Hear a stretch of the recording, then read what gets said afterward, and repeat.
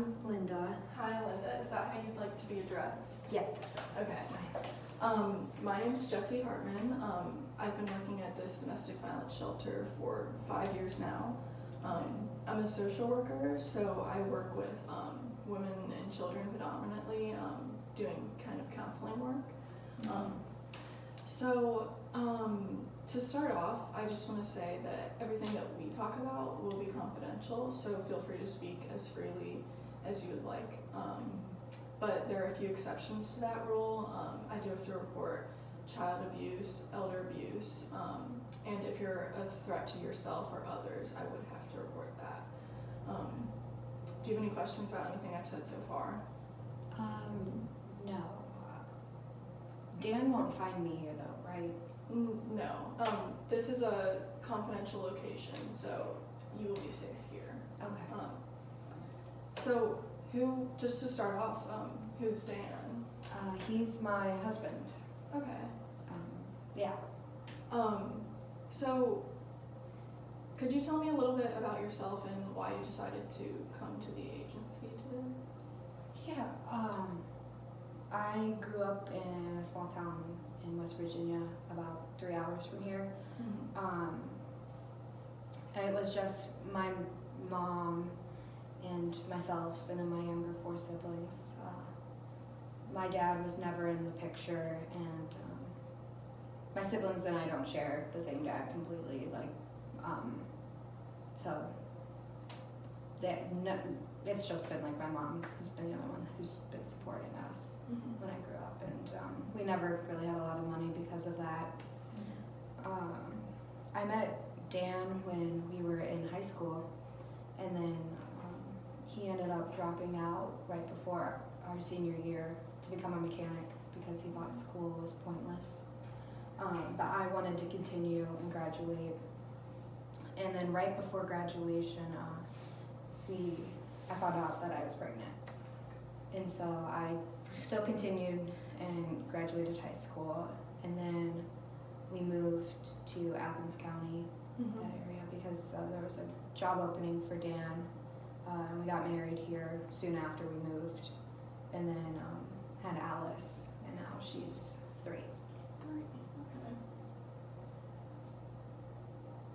So that's a lot of big changes going on in your life, from finding out you were pregnant to moving all the way here.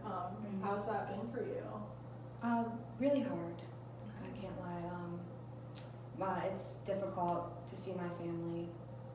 We only have 1 vehicle, and Dan needs it for work, to get to work. So if I want to see the family, I always have to go with him or wait for a time for him to be home, and that's 6 hours driving, 3 hours one way, 3 hours back. So it's not necessarily something you want to do with a 3-year-old in one day. So it would be a long trip. So Dan doesn't want to do that. So I normally don't see them, and it's hard for them to come up here because they're all busy. So don't really see my family a lot, and yeah. So, do you feel kind of isolated here in some ways, not being able to see your family? Yeah, for sure. We live out in the country too, and like our closest neighbor, Amanda, is like a mile away. Okay, so Amanda lives in Athens County.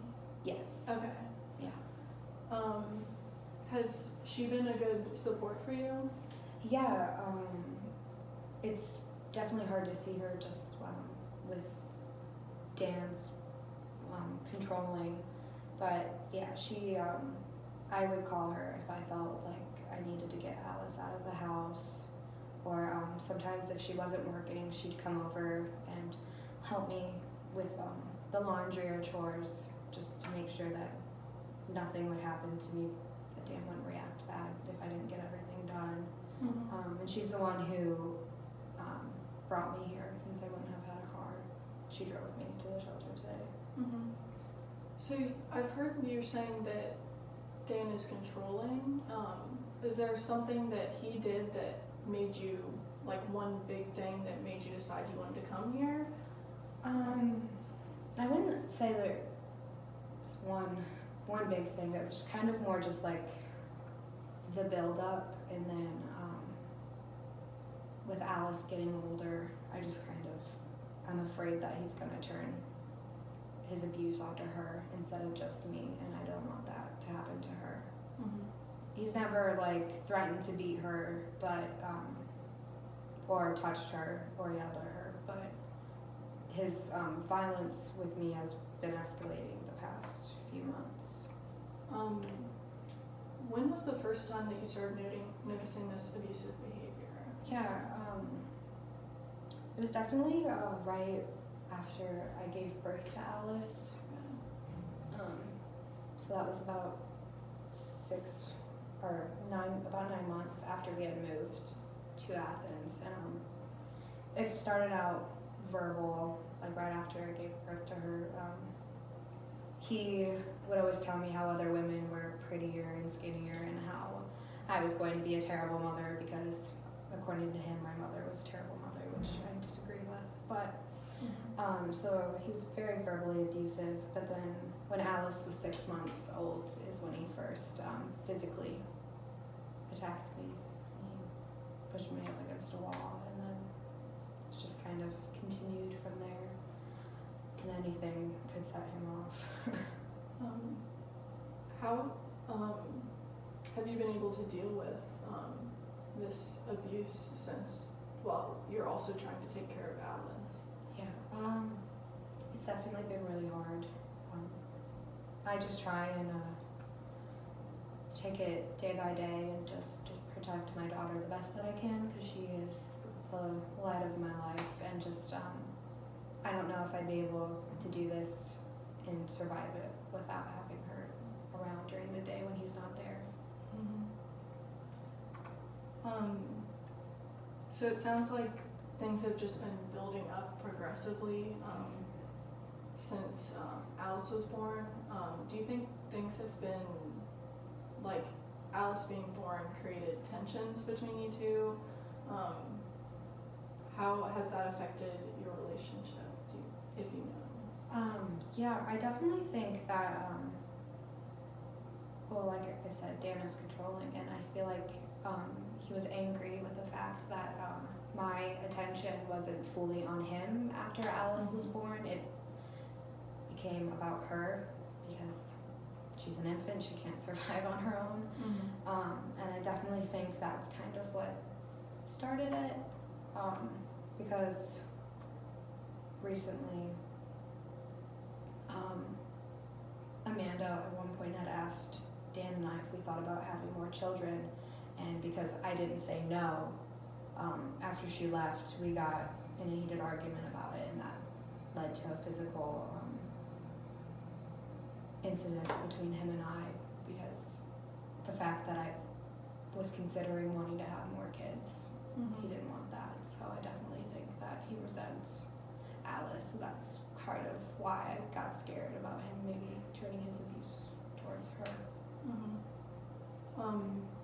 So from what we've been talking about, it kind of seems like he controls a lot of your life, because he has a job as a mechanic. Right. And have you ever wanted to maybe pursue a job but felt like you didn't have the opportunity? Yeah, I once brought it up when we were having dinner, and he smacked me across the face. So after that, I realized that I was not going to work as long as I was married to him. Okay. So in coming here, do you think that Amanda kind of helped you make that next step to get here, or? Definitely. She never pushed me. She always, like, whenever I got the chance to talk to her, always would listen.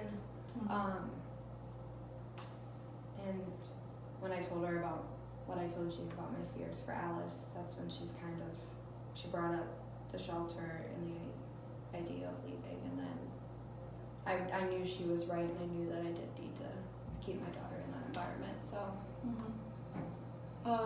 Now I know this might seem far away, but when you envision your life in the next, let's say, 2 years, what would you like to see for yourself during that time?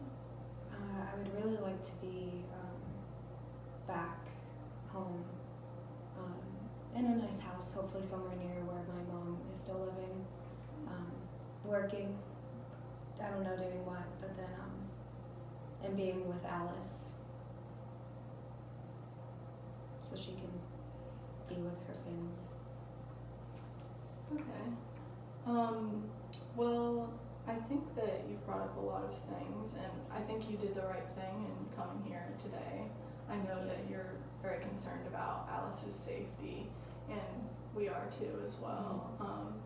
I was wondering, would I be able to meet with Alice just to kind of talk to her and get an idea of how she's doing mentally, physically, things like that?